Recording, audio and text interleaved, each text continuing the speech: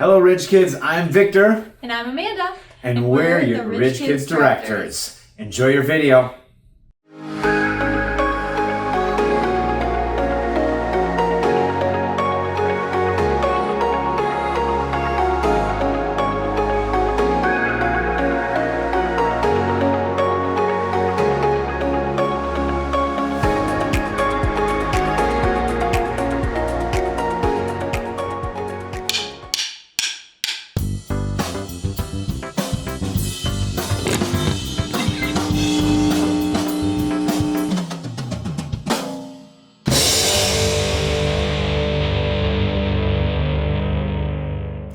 When things are tough, what gives you hope?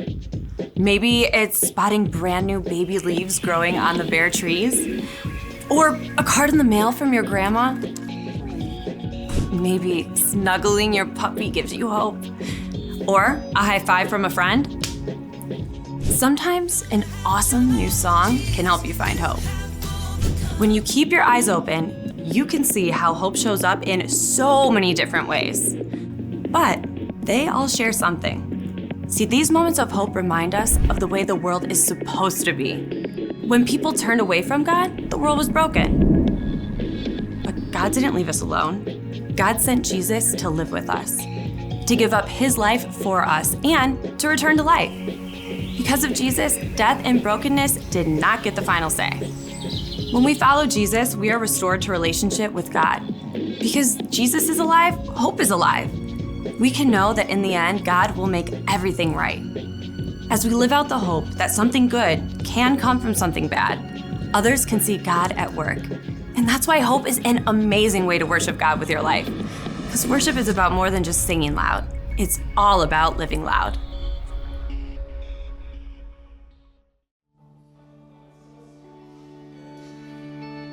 When the night is darkest and I feel weary, I'm not alone, 'cause you are with me. A new day is coming, I see light, and the sun will rise, and hope is alive, yeah. No matter what tomorrow brings, I know that you'll be by my side all the time. You'll never leave me. When shadows fall, I will have no fear, 'cause you're right here. When the night is darkest and I feel weary, I'm not alone, 'cause you are with me. A new day is coming, I see a light, and the sun will rise, and hope is alive, yeah.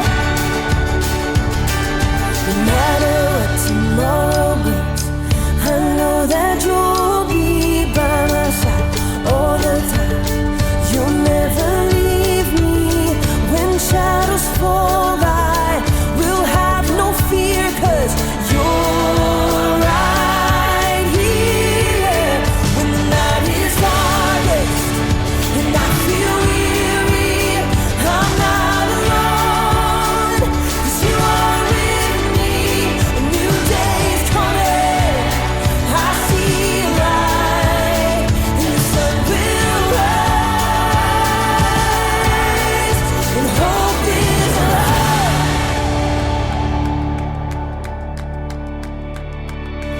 You are a light that makes a way when I am lost. You love with everything you have, no matter the cost. You are my hope, and I will trust you with all my life. You are a light that makes a way when I am lost. You love with everything you have, no matter the cost. You are my hope, and I will trust you with all my life, yeah.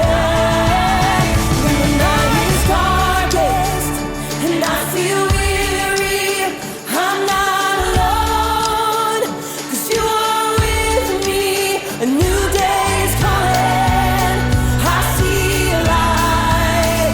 When the night is darkest and I feel weary, I'm not alone, 'cause you are with me. A new day is coming. I see a light, and the sun will rise, and hope is alive. Yeah, hope is alive.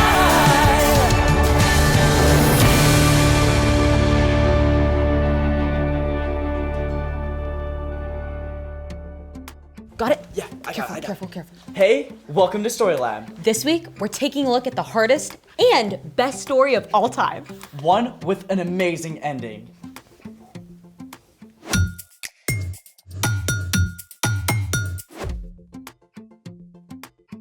Happy Easter, everyone! I'm Skylar. And I'm Sebastian. We're talking about why the story of Jesus is good news. And all the ways that it can give us hope. Nice cocoon. Cocoon? Not a cocoon, it's Cocoons are for the common, ordinary moths. This is a chrysalis. right. The caterpillar forms a chrysalis, morphs around, and then pops out as a butterfly. There's so many things wrong with that statement. I don't even know where to start. Okay, Professor S, drop some knowledge. Let's explore it. Welcome to the Inside Scoop with Sebastian. Taking notes. We begin with a humble caterpillar. Is he hungry? Well, let's say he's already eaten his picnic lunch. When the time is right, the caterpillar sheds its outer layer, revealing the hard shell chrysalis right here. Inside the chrysalis, the caterpillar releases special enzymes that dissolve most of its body. Okay, ew. Totally liquefied. I guess I thought the parts just kind of switched around a little. Nope, caterpillar smoothie. Oof, I never realized. But in the caterpillar soup, special cells called the imaginal disc start waking up. Each of those cells has a special genetic recipe to form part of a butterfly. How long does that take? About 3 weeks. Woo! Well, while we wait, it's time for... The story before the story. Today, we're in John, the 4th book of the New Testament. In the beginning, God created everything through Jesus. But when people turned away from God, the world was broken. God loves us way too much to leave us on our own. So, God chose one family, the Israelites, and promised to bless the whole world through them. Many, many years later, God fulfilled that promise by sending Jesus, God's own son. Jesus traveled the land, teaching and healing. He showed perfectly what it means to love God and love others. But the religious leaders were upset. When Jesus entered Jerusalem for Passover week, they made a plan to get rid of him. Which is where our story starts. Take it away. Hi everyone, I'm Erica. Happy Easter! But before we get on with our amazing celebration of Easter Sunday, we have to travel back in time through Saturday, Friday, all the way to Thursday evening. Let me set the scene so we can put ourselves right there and imagine we're watching the story right in front of us. Ready? Here we go! Jesus has just finished eating a very special Passover meal with his friends. You should know that one of them, Judas, snuck out early. Another one, Peter, promised to stick with Jesus no matter what. Now, Jesus and his friends cross the dark Kidron Valley to a garden called Gethsemane, where they often go to pray. Judas knows they'll come here, and he's made a terrible choice to betray Jesus. Judas leads a mob of soldiers and officials into the garden and straight up to Jesus. And here's the thing, Jesus knows exactly what's going to happen, but he doesn't run. Who do you want? Jesus of Nazareth? I am he. The soldiers and officials are so overwhelmed that they actually fall to the ground. Jesus could just walk away, but instead, he allows the soldiers to arrest him. The mob takes Jesus for questioning. Jesus' friends have scattered, but Peter and John trail along behind. Hey, you're one of Jesus' followers, right? What? No way, not me. After all, Peter's boasting that he would never reject Jesus. Peter 3 times denies he's a friend of Jesus. Jesus is then sent to Caiaphas, the high priest. The whole trial is faked. They're just looking for a reason to condemn Jesus. At last, in the early morning, Jesus is sent to the Roman governor, Pilate. Are you the king of the Jews? I came into the world to be a witness to the truth. Everyone who is on the side of truth listens to me. Pilate can't find a single thing against Jesus, but he has Jesus whipped to keep the religious leaders happy. Soldiers twist thorns into a crown and place it on Jesus' head. Then Pilate brings him back to the crowd. I find no basis for a charge against him. Crucify him! Crucify him! Crucify him! Even though Pilate is powerful, he's afraid of the crowd. He knows that if he lets them get out of control, he could lose his position. So at last, Pilate hands Jesus over to be crucified. Jesus is forced to carry the heavy beams of his cross through the streets and out to the hill of Golgotha. Here, Jesus is nailed to the rough wooden cross. He hangs there between two thieves through the scorching heat of the day. Only Jesus' mother, Mary, along with Mary Magdalene, several other women, and John, have been brave enough to stay. Remember, Jesus is God's son. He could just jump off that cross. He could call on angels to take down the Romans, but he doesn't. Jesus knows that the only way to make a way for us is to give up his life. At last, Jesus cried out, It is finished. Then Jesus bows his head and dies. In this moment, all hope seems to die too. The sun goes dark, the earth shakes, even rocks split apart. A man named Joseph of Arimathea and a religious leader, Nicodemus, ask Pilate for permission to take Jesus' body. They place it in a tomb, cut into the rock. Jesus' friends are devastated. Most of them deserted Jesus. And now, he's gone. They're filled with questions. What happens now? Will the soldiers come for us? Does anything matter anymore? They huddle behind locked doors through Friday night and all day Saturday, the day of rest. Then, early Sunday morning, Mary Magdalene goes to the tomb to place spices on Jesus' body. The stone! It's been rolled away, and he's gone. Jesus is gone. In shock, Mary Magdalene runs to tell Jesus' other friends. Peter and John have to see for themselves. They race to the tomb. He's gone, just like Mary said. There are the linen cloths that were wrapped around his body.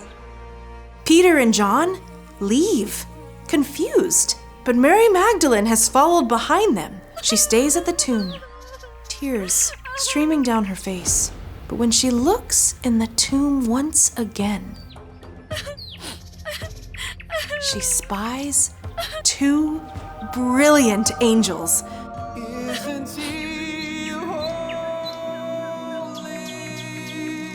Turning back, she sees a figure standing there. Through her tears, she thinks it must be the gardener. Why are you crying? Who are you looking for? Sir, did you carry him away? Tell me where you put him. Mary. Have you seen him? His eyes are like fire. In that moment, Mary understands. It's Jesus, alive. Can you imagine the overwhelming flood of joy and amazement? Teacher! Do not hold on to me. Tell them I am ascending to my Father and your Father, to my God and your God. Mary Magdalene rushes back to tell Peter and John and Jesus' other friends of the incredible news. Jesus is alive! Peter later writes about it this way: "Give praise to the God and Father of our Lord Jesus Christ. In his great mercy, he has given us a new birth and a living hope. This hope is living because Jesus Christ rose from the dead." Jesus! And that is the end.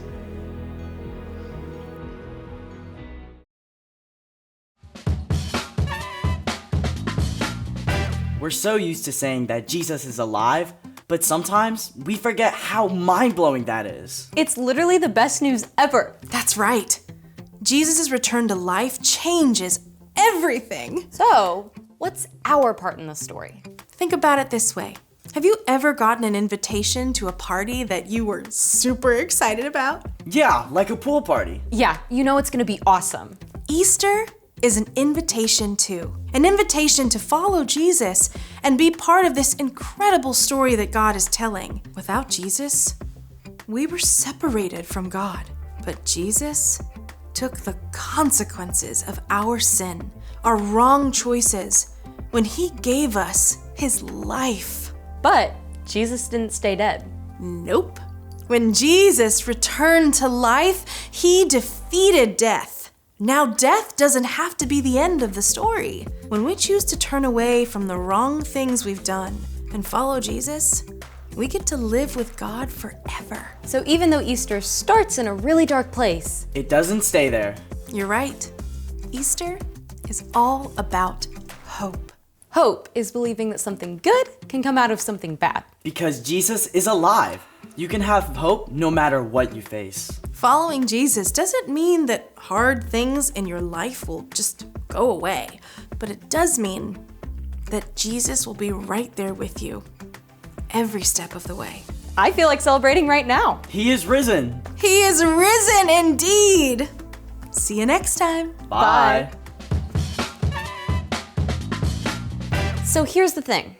Whatever happens, remember Jesus is alive. After 3 dark days, his friends had the most incredible reason to celebrate. And we can celebrate too. Oh, I know a special way to do that right now. Hey, he's done! Meet Maverick the Monarch, newly emerged from his chrysalis. He's beautiful. Nothing at all like that caterpillar soup. The most amazing, beautiful creature, and it came out of the biggest goopy mess. Thanks for joining us in the Story Lab. See you next time. Think you'd like some jelly beans? This is probably more of his style.